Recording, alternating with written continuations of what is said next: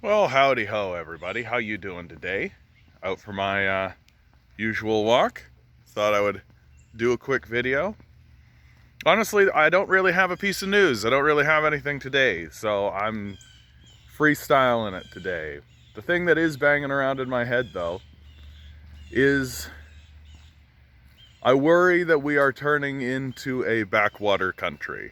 That the world is going to pass us by while we struggle with this capitalist death cult.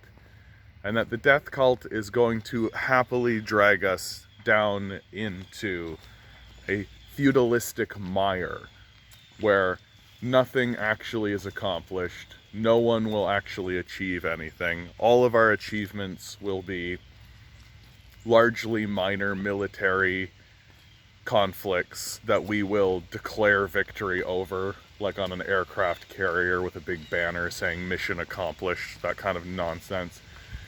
While other nations actually move forward and achieve great things for human civilization and for the advancement of the species. I think about China's recent breakthroughs in quantum computing. They're saying that within a year they're going to have computers built that are 100 times faster than the computers we have now. They're shooting rockets at Mars, they're planning moon bases, they're doing all kinds of things, and what are we doing? And you can see how we've fallen behind in very clear and obvious ways once you understand the nature of the Belt and Road Initiative that exists in China. We don't have 1 yard of high-speed rail built here in North America. China has built high-speed rail throughout China and then into Russia, into Europe, into the Middle East. They're starting to build it into Afghanistan now that the United States has run off from their adventurism and their exploitation of the Afghani people. They're going to connect into Iran. Once the Americans give up in Iraq, they're going to build it into Iraq and then down into Saudi Arabia and then into Africa, right? The entire rest of the world outside of North and South America is going to be connected by a high-speed rail that is originating out of China, and we are going to have nothing. We're not going to be connected to that system. The rest of the world is going to ignore us. And are we doing anything to shore this up? Are we doing anything to actually try to prevent this inevitability, this inevitable outcome that is predictable and obvious and directly in front of us? No. In fact, it's almost exactly the opposite. Recently, the CTV did a poll, a dubious poll that they refused to show anybody, of course, so it's just a trust us situation. But in that poll, they say 30% of the society wants to remove all supports from the pandemic. Another 30% wants to see the supports reduced. So 60% of the society is outright saying, oh, we should abandon people. I mean, and that's the distinction conservatives and liberals, right? Conservatives want to directly abandon people. The liberals want to abandon people through piecemeal reform. You can't build a society based on principles of abandonment. You simply can't. A house divided against itself cannot stand. And the justification for why we are removing the supports is because it's going to cost too many dollars we invented. It's too much fake money dollars.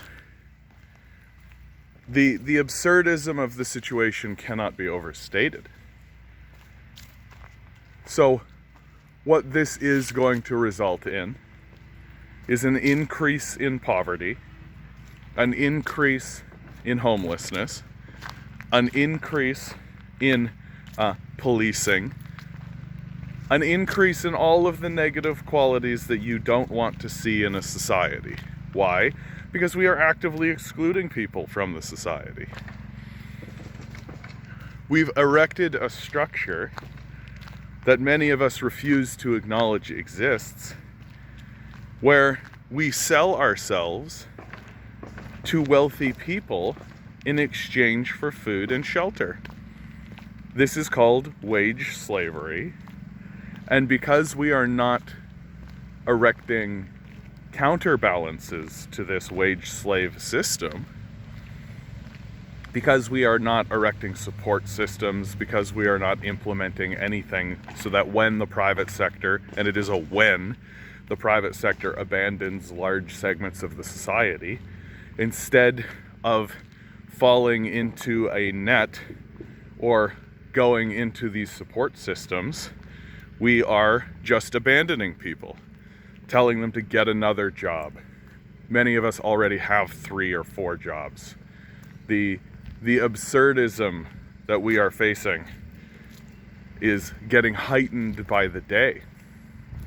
And what it is going to do, it is going to make us fall further and further and further and further behind, until the entire rest of the world is going to look at us, if not with contempt, then certainly with pity. Because we will be pitiable. We produce nothing, we create nothing of value, and we refuse to support even our own citizenry. And the solutions that are coming forward from the structure that I actively call the capitalist death cult,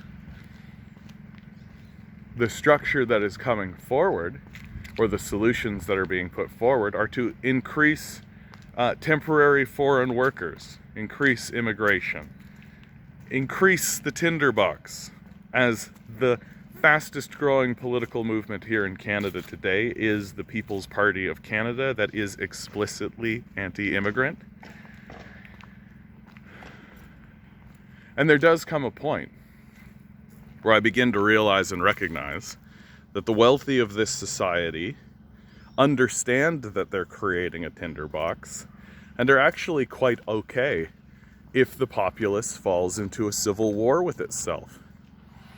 If we begin fighting amongst ourselves, if we begin blowing up and destroying each other, well, then we'll leave the oligarchs alone. They've increased their wealth share dramatically over the course of this pandemic, and they aim to keep it. They aim to keep it and continue the system of extraction so that they can offshore it into Richistan. And should this place blow up, they'll just evacuate to their private island. That's their stated plan, and it seems to be going off without a hitch. And the populace, instead of standing up and saying, wait a minute, this is all bullshit, everything we're doing is very stupid, it's extremely obvious that it's very stupid, let's create support systems so that everyone in the society can have access to food and shelter, so that everyone in the society can be treated with dignity and respect. No, instead of that, it's just go back to normal. As if what we were doing before the pandemic was normal. As if we can just continue to sell ourselves to a capitalist death cult that is continuing to suppress our wages, inflation continuing to chew away at what little we can earn, housing prices losing their minds and going through the roof. This has become unsustainable in serious and dramatic ways. And I haven't even begun to talk about climate change and how we're doing nothing about that as well. So the system is designed to collapse. It's obvious that it's collapsing. It's very clear. And the populace, instead of saying, hey, we need to do something to prevent or at least recover quickly from this obvious overt collapse that is directly in front of our eyes, they're saying, yeah, we need to remove all of these supports. This asinine belief that exists within conservatives and liberals fails. It fails for obvious reasons. We know it fails because we've watched the Americans do exactly what we're talking about. If you remove people's support systems, they don't suddenly go and run off to work that doesn't pay the rent. If you remove people's support systems, it collapses local economies because people no longer have money to spend.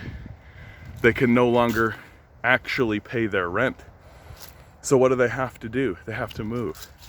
They have to leave. And then all of a sudden, you can't find workers because no one can afford to pay the rent with the wages that are being paid.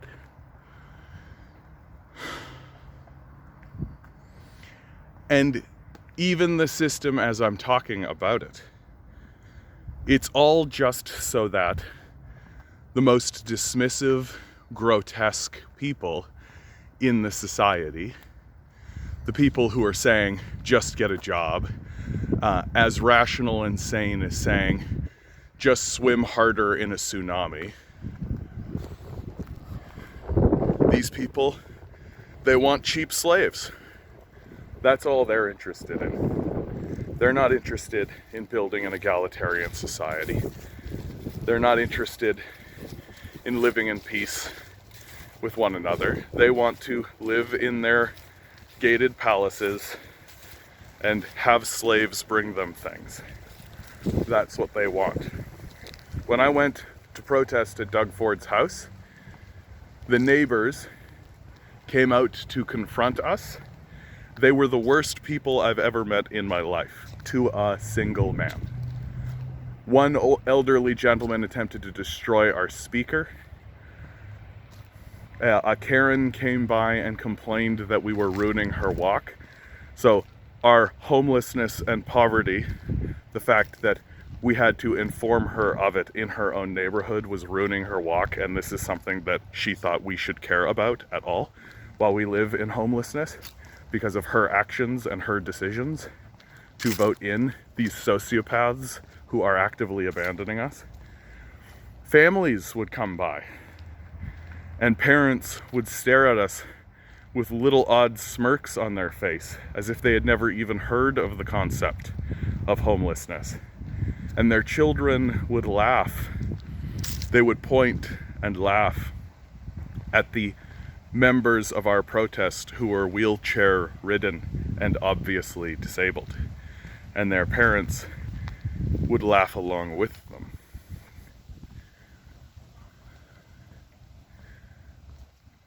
We are going to become a backwater nation if we haven't already become that.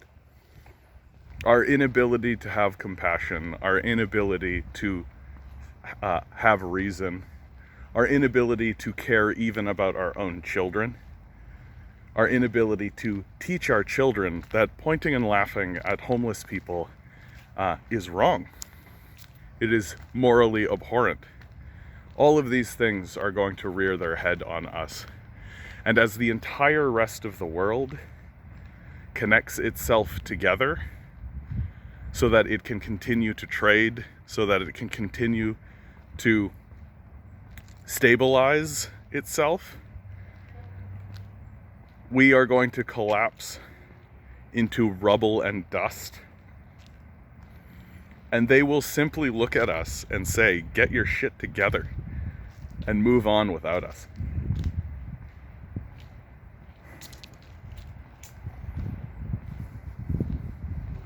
Well, if you've made it to this point, guys, please like, share, subscribe. If you want me to continue doing this, if you think we should be supporting leftist voices such as they exist in Canada, maybe send $1 my way. Patreon's down below. Even $1 helps. Always remember, guys, you're a quantum being standing around in quantum energy. These billionaires are spending hundreds of billions of dollars to ensure you never realize it. Don't let them. Good luck. We're gonna need it.